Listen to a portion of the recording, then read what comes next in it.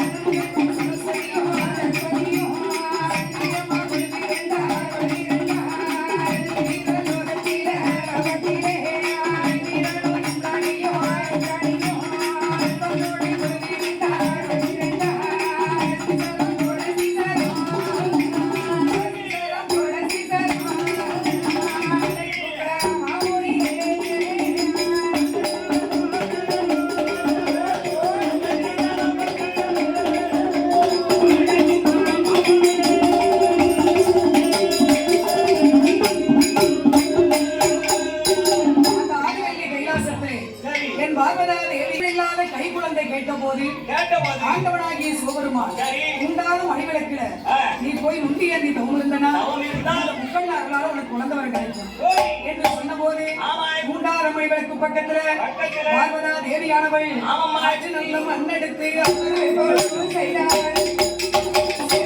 மண்ணெடுத்து செய்தாள். வைத்து அணி அணியால் இங்க வைத்தாள்.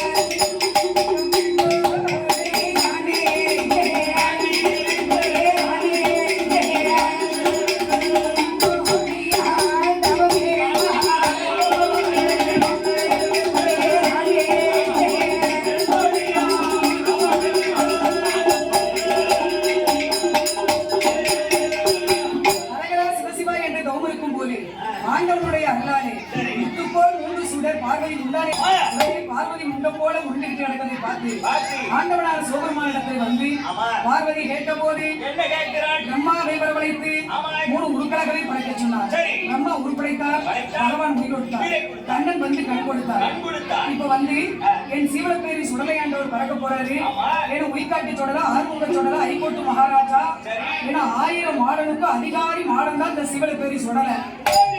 சிவலப்பேரி சுடலை இந்த இடத்துக்கு வந்தாலும் வருவாரு. அதனால சிவலப்பேரி சுடலையாண்டவர் பறக்க போறாரு. மணிவேலை சுடலையாண்டவர் பிறந்து தொட்டிலே படுத்திருக்கும் போது அப்ப பூலோகத்துல மையான காதலுக்கு என் மாயாண்டி சுடல வேட்டைக்கு போக போறாரு. மாயாண்டி சுடல 7 நேரம் மையானத்துக்கு சுடல வேட்டைக்கு போறாரு. என்